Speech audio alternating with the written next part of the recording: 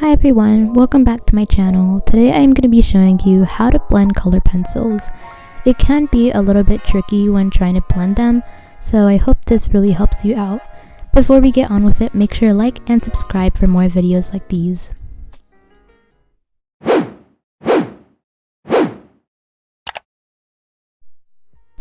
So I am using Prismacolor Scholar pencils, but of course you can use any other pencils that you have, and I'm going to be doing examples of how to blend the color pencils. So for my first example, I'm going to be doing a pink to purple ombre effect.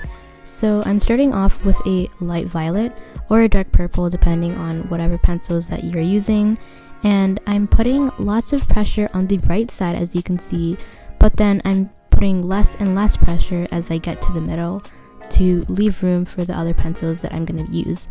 And I'm not starting off just putting lots of pressure.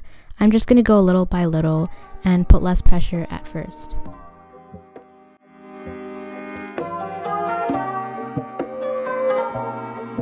Something to keep in mind when you're coloring is to hold your pencil further back so you get nice neat strokes, rather than holding it up close, because when you do this, you may get messy hard lines.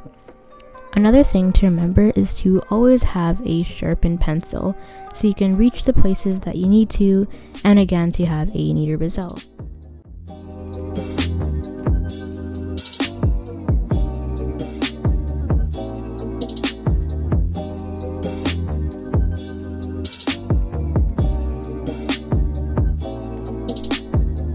So now I am getting my neon pink, and I'm just repeating what I did with the purple, keeping in mind to keep everything light but still going a little dark on the left side of the rectangle.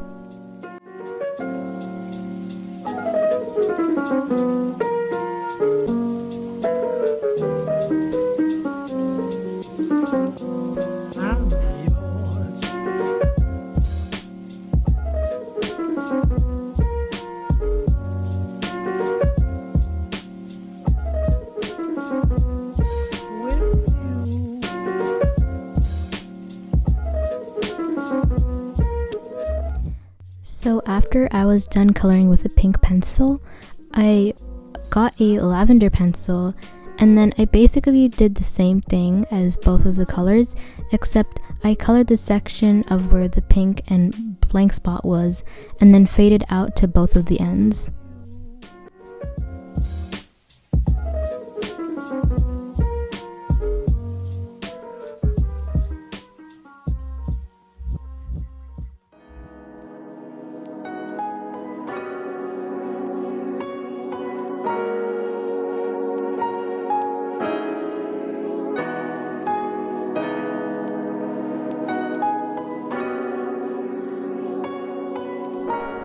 Now I just repeated the same thing with the mauve.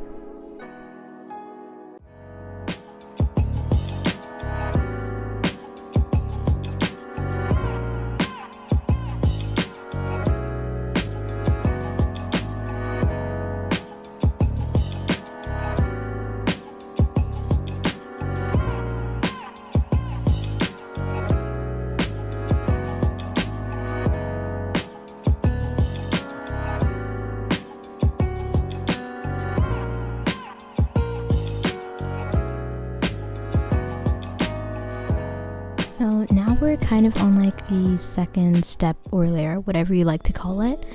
And I got the neon pink again and did the same thing as before, except I put more pressure if it was needed, and then a lot of pressure on the left side of the rectangle since that part is completely pink.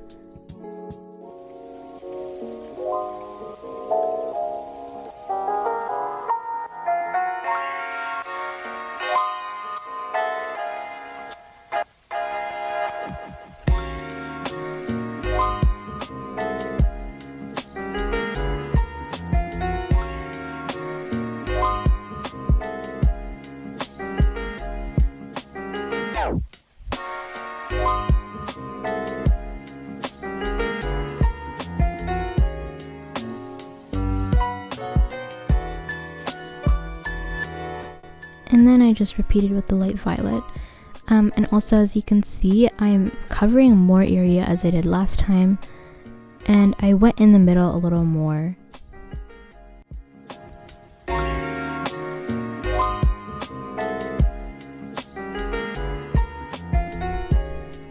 I did the same thing with the mauve, and then later did that with the violet too, and I remembered to color more area and also fade out to the sides.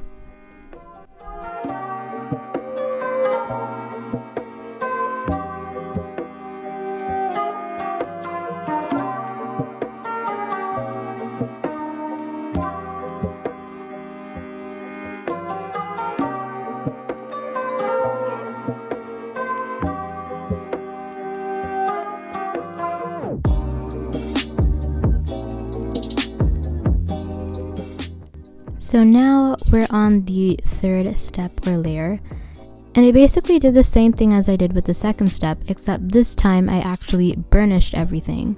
And burnish is just a simple word for coloring everything darkly this time, and it's like a final layer. And you also want to make sure that you're coloring horizontally and in little circular motions.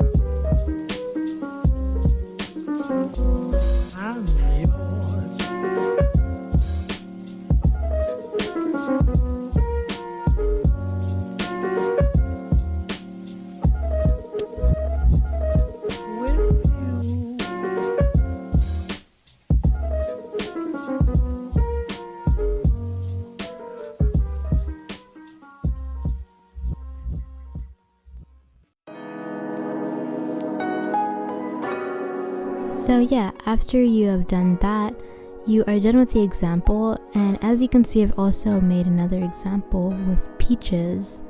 So if you want to see how to do that, keep on watching and I'll show you, but this time I'm using a sphere shape. So I'm starting off with a peach and coloring a crescent-like shape on the circle, but I'm keeping in mind that I can't burnish just yet, and I'm still keeping everything light.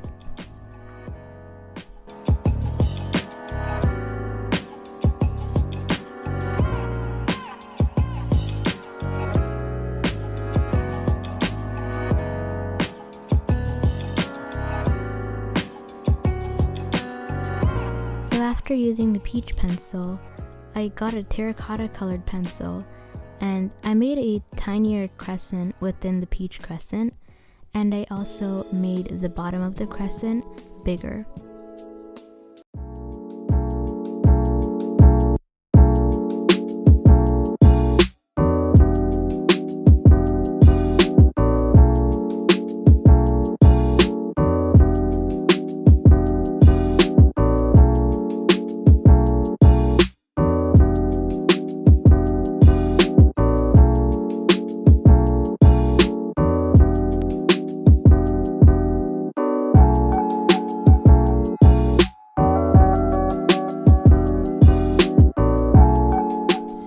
Taking a light peach colored pencil, and then I'm coloring a bigger crescent than all of them, and then again making the bottom of it bigger.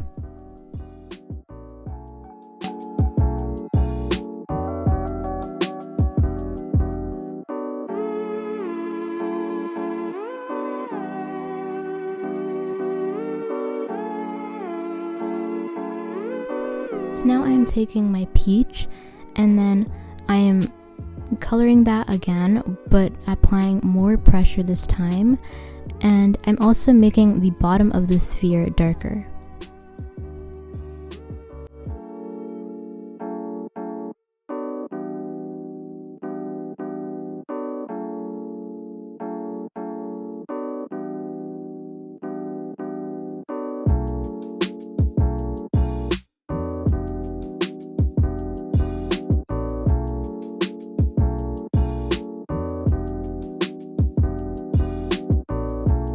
So now I'm making a tiny crescent with a raw umber, and I'm remembering that I have to fade out and put less and less pressure as I get to the top, and then covering more area at the bottom but still fading out.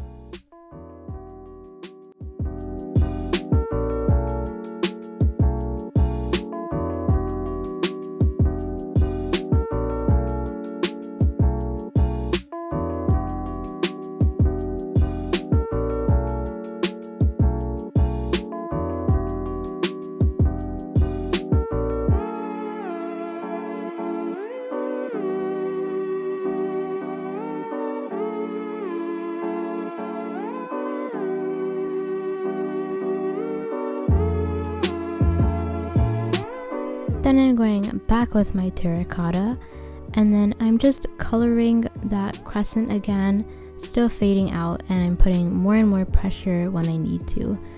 I have to be careful not to color near the lighter peaches though.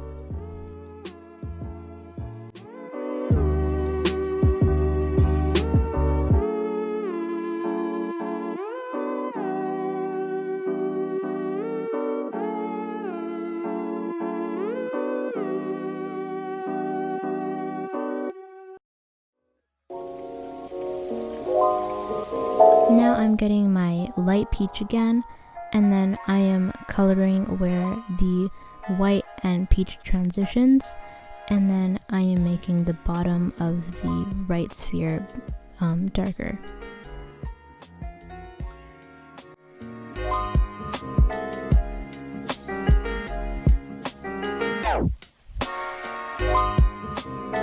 Now, as you can see, I also am starting to color the white spot of the circle, but I'm still keeping it very, very light.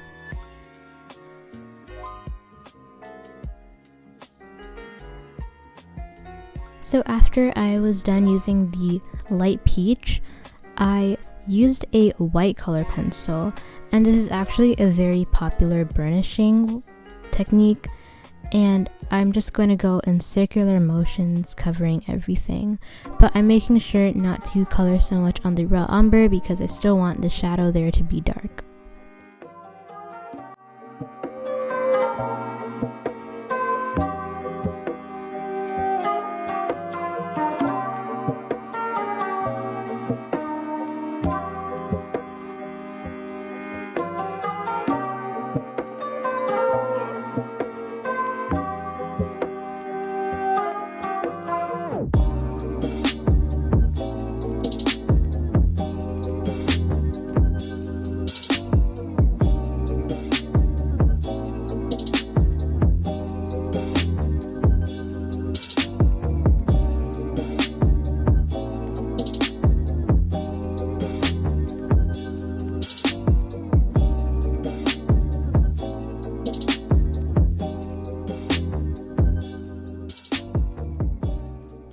So now we are done with the whole example.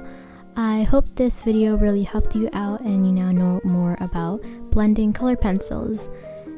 Please subscribe to this channel and give it a like, and I'll see you next time.